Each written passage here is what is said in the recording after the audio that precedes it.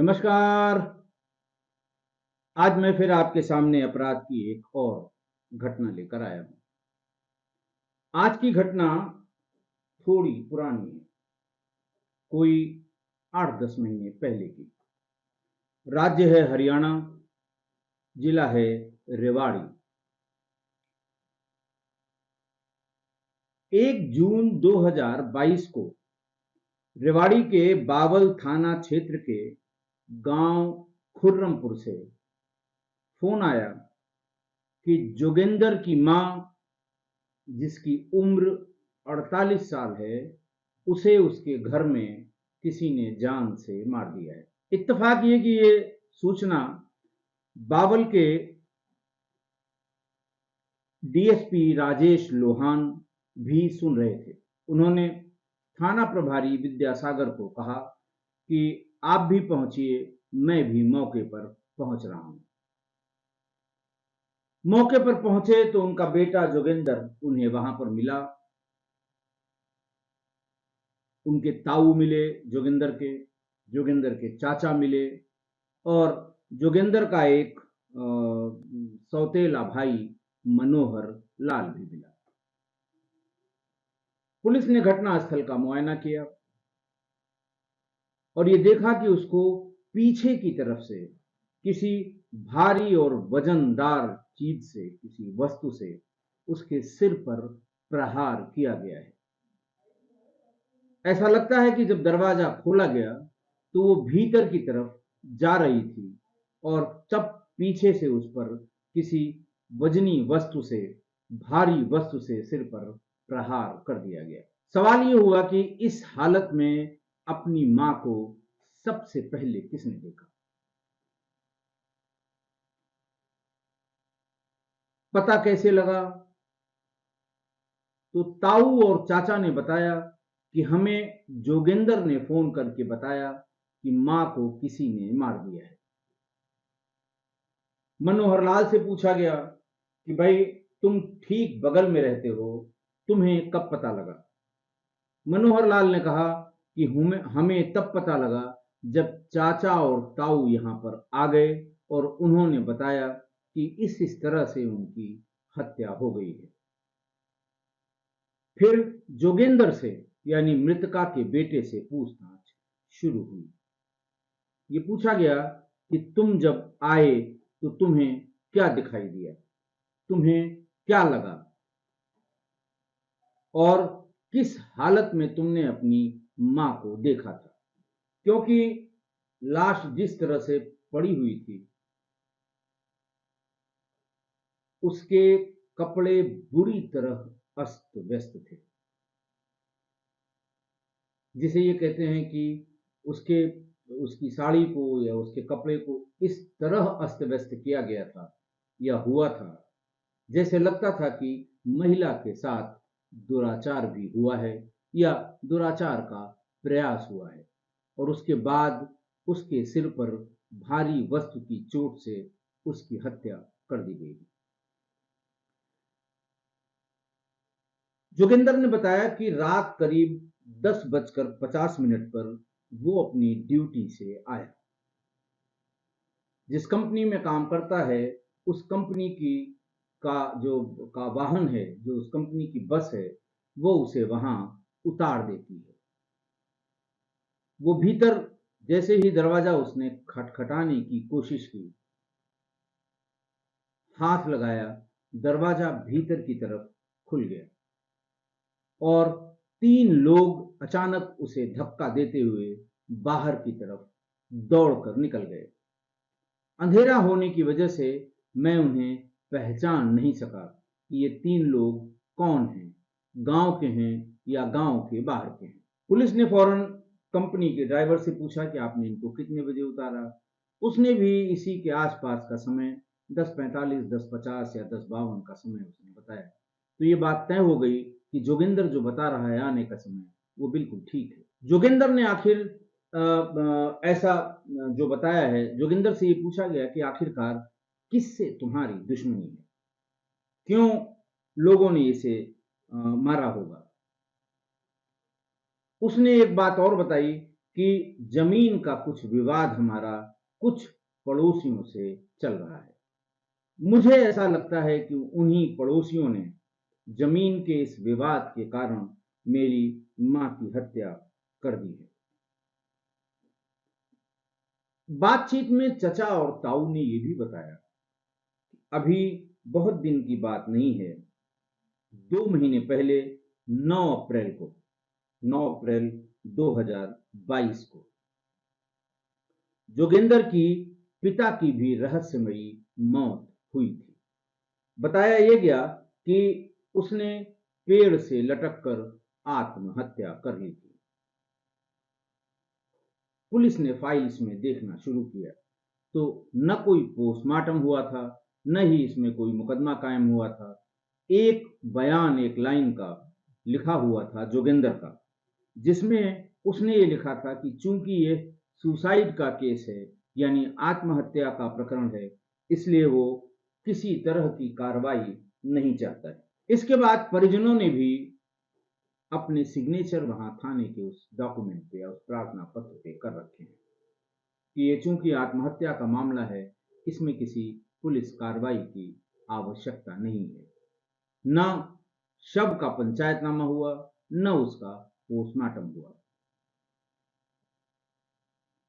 Police इस angle से भी देखने लगी कि हो सकता है उसकी आत्महत्या और उसकी पत्नी यानी जोगिंदर की मां की हत्या के बीच कोई जुड़ाव हो, कोई कारण हो। उस समय जब पुलिस को सूचना मिली थी आत्महत्या की, तो जो पुलिस का फोटोग्राफर या पुलिस जिस फोटोग्राफर को लाई थी, उसने मौके की जो भी फोटोग्राफ खींची थी, उनको तलब किया गया कि वो फोटोग्राफ्स लाई जाएं। मौके पर जब भी फॉरेंसिक की टीम पहुंचती है या बहुत ज्यादा रिमोट में तुरंत बॉडी को हटाने की बात होती है, तो स्थानीय फोटोग्राफर से थानाध्यक्ष फोटो खिंचवा लेते हैं, प्रिंट कराकर निकाल लेते हैं और फिर उसको अपने पास रख लेते हैं या फॉरेंसिक की टीम को दे देते हैं। और जो फोटो खींचने वाला है वो हर एंगल से, यानी पुलिस का जो एंगल होता है, जैसे किस रस्सी से या किस चीज से वो लटका हुआ था, पैर की पोजीशन क्या थी, गर्दन कितनी खिंची हुई थी, जो पैरामीटर्स होते हैं ये साबित करने के लिए कि ये आत्महत्या है या फिर हत्या करके उसे टांगा गया है। पुलिस ने जब उन फोटोग्राफ्स को मंगाकर देखा तो उनके मन में भी थोड़ी सी शंका होने लगी, क्योंकि 3 फोटोग्राफ्स में उन्हें गर्दन के नीचे जो लिगेचर मार्क है उसके भी नीचे कुछ कटे के निशान दिखाई पड़े, जिसका उस लिगेचर यानी उस रस्सी से कोई संबंध नहीं है, जिसका उस बंधन से यानी जो चारों तरफ गर्दन में लिपट जाती है उससे कोई संबंध नहीं है। बहरहाल पुलिस के मन में यह डाउट आया, हो न हो इस व्यक्ति की भी हत्या हुई थी और फिर इसकी पत्नी की भी हत्या हुई, लेकिन हत्या आखिर किसने की? बातचीत करते करते ये पता लगाने की कोशिश की गई कि क्या किसी ने सीसीटीवी कैमरे लगा रखे हैं, तो ये पता लगा कि बगल में जोगिंदर का सौतेला भाई मनोहर लाल जो रहता है, उसने अपनी दुकान और मकान की सेफ्टी के लिए एक सीसीटीवी कैमरा बाहर की तरफ लगा रखा है। और चूंकि ठीक बगल का मकान है उसका मनोहर लाल का, तो उससे ये भी कवर होता है, एग्जैक्ट तो दरवाजे के भीतर घुसना या बाहर निकलना नहीं कवर होगा, क्योंकि थोड़ा भीतर की तरफ दरवाजा था, लेकिन वहां से कोई निकलेगा, जैसे ही 10 कदम आगे बढ़ेगा उसकी तस्वीर सीसीटीवी कैमरे में कैद होगी, निकलेगा या जाएगा। पुलिस ने फौरन उसकी जो ऑपरेटर था सीसीटीवी कैमरे का, उसको बुलवाया और फिर उसकी उस पीरियड की, जिस समय, क्योंकि अंदाज जो इसने बताया था कि मुझे 10:50 पर मेरी गाड़ी ने मुझे यहाँ उतार दिया था, और यही गाड़ी वाले ने भी बताया कि लगभग 10:50 पर मैंने जोगिंदर को यहाँ उतारा था। बहरहाल फुटेज मिल गई 9:30 बजे से लेकर और 12 बजे तक। पुलिस ने कहा जब ये 10:50 कह रहा है और कहता है कि जब मैंने दरवाजे पर धक्का दिया वो खुल गया और 3 आदमी बाहर निकले, तो ये टाइम स्पैन कम हो गया। यानी वो 10-20 मिनट पहले भी अगर गए होंगे तो 10:40 से या 35 मिनट से और 10:50 या 11 मिनट 50 या 11 बजे के बीच की सीसीटीवी फुटेज से सब बातें क्लियर होनी चाहिए। सीसीटीवी देखने पर यह तो पक्का हो गया कि गाड़ी लगभग 10:50 पर आकर खड़ी हुई और जोगिंदर उसमें से उतरकर अपने घर की तरफ गया और 10 मिनट बाद ही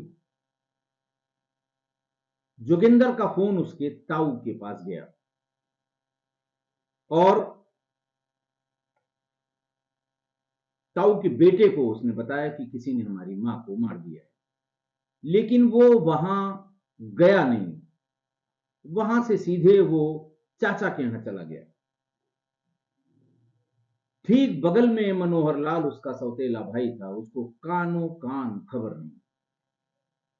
जब ताऊ, ताऊ के लड़के और चाचा भाग के वहां पर आए, मनोहर लाल ने देखा कि ये सारे लोग इकट्ठा होकर क्यों आए हैं। पूछा, तब उसे ये पता लगा कि इस तरह से जोगिंदर की मां की किसी ने हत्या कर दी है। अब पुलिस को हल्का हल्का शक होने लगा, क्योंकि सीसीटीवी में किसी भी तरफ से कोई उस घर के भीतर घुसेगा या जैसा बयान उसने दिया जोगिंदर ने कि धक्का मार के 3 लोग बाहर निकले, वो हर हाल में उसके कैमरे की जद में आना चाहिए। पुलिस को लगा कि अब तो सही बात जोगिंदर ही बताएगा। जोगिंदर को पुलिस उठा लेगी। थाने पहुंचा, फिर उससे कहा कि तू अब 10:50 पर जो सीसीटीवी में दिखाई दे रहा है वो तू उतरा, अपने मकान के दरवाजे की तरफ बढ़ा और 10 मिनट बाद ही यानी करीब 11 बजे तुमने फोन किया अपने ताऊ के बेटे को और फिर 5 मिनट बाद ही तुम अपने चाचा के यहां पहुंच गए। इस पूरे घटनाक्रम के बीच में तुमने क्या क्या देखा, किसको किसको देखा, कौन आया था, कौन गया था, कोई पासरबाई वहां से निकला हो, किसी रिश्तेदार की गाड़ी तुमने देखी हो, ये सब एक एक करके इत्मीनान से बताओ। थोड़ी देर उसने अपनी गढ़ी गढ़ाई कहानी बताने की कोशिश की, जो क्रॉस एग्जामिनेशन में सब झूठी और गलत हो गई। पुलिस को यकीन हो गया, हो न हो इसी के पेट में कुछ है जो ये छिपा रहा है। थोड़ी देर बाद जब पुलिस अपनी औकात पर आ गई, आना भी चाहिए, तो वो भी अपनी औकात पर आ गया जोगिंदर, और उसने बताया कि मैंने ही अपनी मां के सिर पर हथौड़ा मारकर उसकी हत्या की है। पुलिस भी सन्न रह गई कि ये कब से घुमा रहा है, कब से टहला रहा है, पुलिस चक्करहिन्नी होके नाच रही है और ऐसा सेट करके इसने कड़ी से कड़ी जोड़कर बताया कि पुलिस को यकीन होने लगा था कि बाहरी बदमाश हैं और हो सकता है इन्हीं बदमाशों में से किसी ने महिला के साथ दुराचार की कोशिश की हो, क्योंकि मौके पर पड़े हुए शव को देख के कोई भी कहेगा कि कपड़ों का अस्त व्यस्त होना उसके गिरने से संबंधित नहीं है। जानबूझकर उसके कपड़े अपनी जगह से हटे हुए थे, लगभग नग्न अवस्था में थी कपड़ों के हटाने के बाद। पुलिस ने तब पूछा, ये कैसे हुआ? तब उसने बताया कि ये मैंने ही किया। सिलसिलेवार तरीके से उसने बताया कि 10:50 पर जब मैं आया, 2 मिनट के भीतर दरवाजा खटखटाया, मां ने दरवाजा खोला, मैंने कहा पानी पिला दो। मां मटकी का पानी ले आई। मैंने उससे कहा कि फ्रिज में अगर कोई पानी हो तो ठंडा पानी पिलाओ। तो उसने कहा कि नहीं, 10 मिनट रुक जाओ, मैं इसी मटके के पानी को फ्रिज में अभी बोतल में रख देती हूँ, 10 मिनट बाद ठंडा हो जाएगा तुम्हारे पीने लायक। और वो जैसे ही मटके का पानी लेके पीछे मुड़ के फ्रिज की तरफ जाने लगी, मैंने पहले से तैयार रखे अपने हथौड़े से उसके सिर पर गंभीर चोट मार दी। चोट लगने के बाद मैंने मां के शव को सीधा किया, और खाली पीछे का वार नहीं किया, सिर पे उसके बाद हथौड़े से कई बार किए। उसके शव को सीधा किया और कपड़ों को अस्त व्यस्त किया, सिर्फ इसलिए कि पुलिस गुमराह हो, घरवाले गुमराह हों कि किसी से इसके संबंध थे, वो आया होगा और फिर इसने नानुकर की होगी या कोई बात रही होगी, साथ के किसी व्यक्ति ने उसके सिर पर वार कर दिया।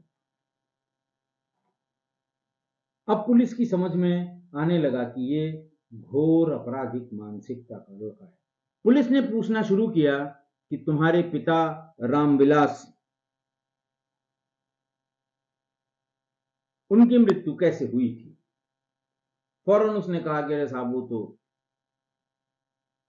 सुसाइड कर लिया था, फला पेड़ पे लटक के उन्होंने जान दे दी थी। क्या बात थी? उन्होंने कहा कि मां से उसका झगड़ा होता रहता था जब भी मेरा पिता शराब पीकर आता था, और मां ने कुछ कह दिया, इसकी वजह से उन्होंने जाकर सुसाइड कर लिया। लेकिन बात का तारतम्य, समय का तारतम्य, पोस्टमार्टम रिपोर्ट, पोस्टमार्टम हुआ नहीं था, फोटोग्राफ देखकर पुलिस वालों ने और सवाल पूछने शुरू किए, और फिर पुलिस को एक बार फिर औकात पर आना पड़ा। जब विशिष्ट श्रेणी वाली पूछताछ दोबारा हुई तो उसने बताया कि हाँ, मैंने अपने बाप को भी मारा था, रामविलास को। यानी पहले अप्रैल में, 9 अप्रैल को रामविलास को मारा था, और फिर 1 जून 2022 को अपनी मां सुशीला देवी को मारा था। पूछने पर कि आखिर बाप को क्यों मारा, उसने कहा कि वो शराब पीकर आता था, मां से बहुत झगड़ा करता था। एक दिन मां एकदम ऊब गई और मां ने कहा कि अब इतना कलह में मेरा यहां जीना मुश्किल हो गया है, अब मैं किसी दिन इसको मार दूंगी। मैंने मां से कहा कि तुम क्यों मार दोगी, मैं मार दूंगा। और वो 9 तारीख को जैसे ही शराब पीकर आया, गाली गलौज मां से शुरू की, वैसे ही मैंने उसको जमीन पर गिरा दिया और एक रस्सी से उसका गला कस दिया। उसने हाथ पैर मारा, जिसकी वजह से उसके नाखूनों की चोट मेरे भी शरीर पर आई, और गुत्थम गुत्था में उसकी शरीर पर भी चोटें आईं। कपड़ा फट गया, बटन टूट गए। मां ने कहा कि ऐसे टूटे हुए बटन, फटे हुए कपड़े से कोई सुसाइड नहीं करता, और अगर किसी ने ध्यान दे दिया तो पुलिस पूछताछ करेगी कि लटकने से पहले या आत्महत्या करने से पहले किससे इसका झगड़ा हुआ था, और फिर कहीं न कहीं हमसे तुमसे पूछताछ होगी, दिक्कत होगी। लिहाजा बाप को दूसरा कपड़ा लाकर पहनाया, अच्छी तरह से पहनाया। धूल धक्कड़ जो उसके सिर पे लगी हुई थी फर्श पे गिराने की वजह से, वो सब साफ किया, और उसके बाद रस्सी से एक फंदा बनाकर तैयार किया। कंधे पर लाद कर उसके शव को रात में करीब 2 बजे उस पेड़ के नीचे पहुंचा जहां फंदा लगाया था। सहारा लेकर वहां तक फंदे तक पहुंचाने में थोड़ी दिक्कत हो रही थी। मां ने बॉडी को पकड़ लिया, फंदे को मैंने गले में लगाया, फिर रस्सी को खींचकर मां से कहा इसे पकड़े रहो, मैं पेड़ पर चढ़कर इसे बांध दूंगा। यानी मां अपने पति यानी जोगिंदर के पिता के कत्ल की हमराज थी, राज जानती थी। घटना वाले दिन उसने ये बताया कि एक दिन पहले मां ने कहा कि बाहर जाओ, चारा लेके आओ, और वो पूरा दिन बीत जाने के बाद एक गठड़ी चारा ही ले आया। मां ने बहुत भला बुरा कहा और ये कहा कि तुम कोई काम काज नहीं करते हो, इससे बढ़िया तो यही है कि मैं पुलिस को बता दूं कि तुम मेरे पति के या अपने बाप के हत्यारे हो। कम से कम जेल में जाओगे, मैं सुकून से रहूंगी, तुमको भी 2 रोटी मिलती रहेगी। जोगेंद्र ने बताया कि मां की इस बात से मैं डर गया और मैंने उसी दिन डिसाइड किया कि हर हाल में कल तक माताजी को भी, उनको भी हम भेज देंगे जहां पिताजी गए हैं। और उसी दिन तय किया कि जब ये दरवाजा खोलेगी तो मैं पानी मांगूंगा। पानी या तो फ्रिज से ला कर देगी या फिर मटके का जो दरवाजे के पास ही है उसका ला के देगी। दोनों ही हालत में मटके से देगी तो पीछे नहीं जाएगी, फ्रिज से लेने जाएगी तो पीछे से हम मार देंगे। अगर मटके का पानी दे ही दिया तो फिर मैं कहूंगा कि नहीं, फ्रिज का पानी ले आओ, और जैसे ही मुड़ेगी हम पीछे से उसकी हत्या कर देंगे। इस पूरी घटना को 10 मिनट में ही उसने अंजाम में दे दिया और फौरन बाहर निकलकर अपने ताऊ के लड़के को फोन किया। मनोहर लाल को कतई नहीं बताया और भाग के चाचा के लड़कों को स्वयं बताने गया। चाचा, चाचा के लड़के, ताऊ, सारे लोग आ गए। इन्हीं लोगों ने पुलिस को भी सूचना दी। पुलिस ने गिरफ्तार करके जोगिंदर को जेल भेज दिया। आज की घटना, आज की घटना में एक बेटे ने पहले पिता की हत्या की, जिसमें उसकी मां हमराज थी।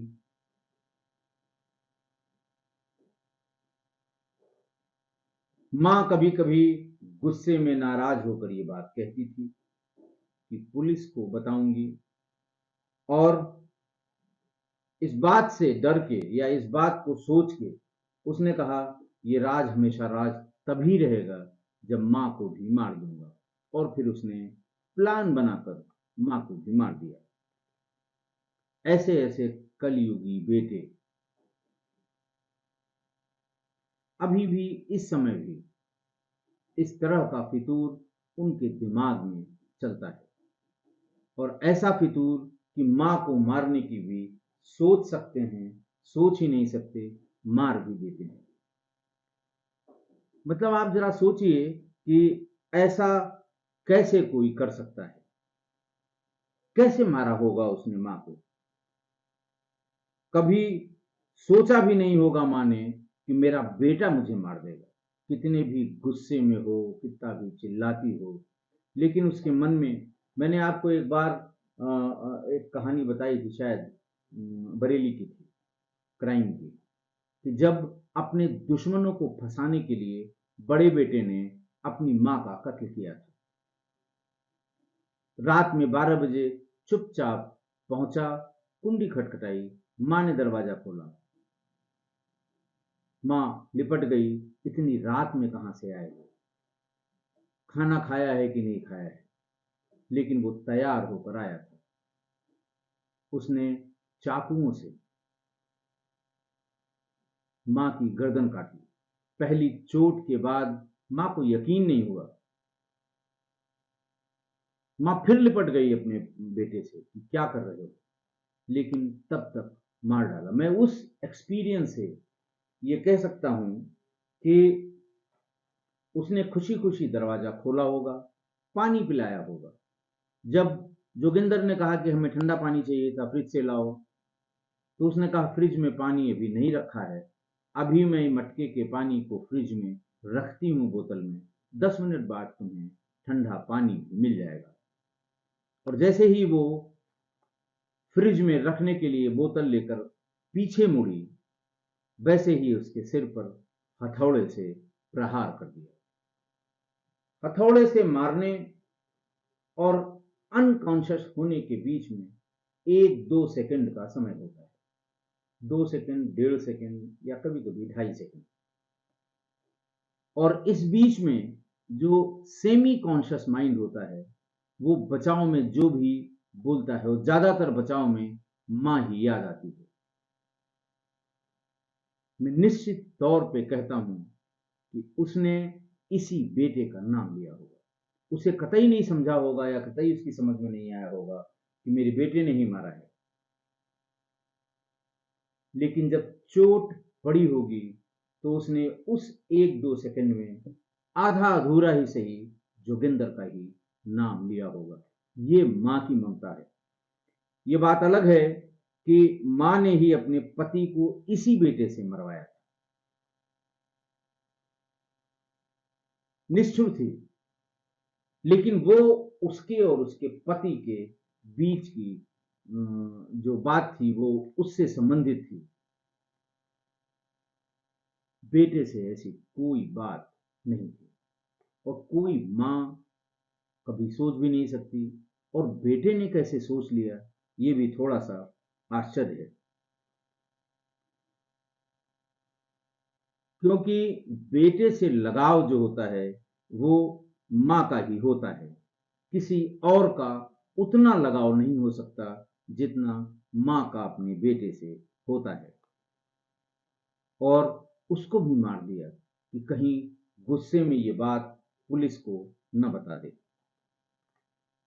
मतलब कोई बेटा इतना भी गिर सकता है, ये सोच से परे है, समझ से परे है।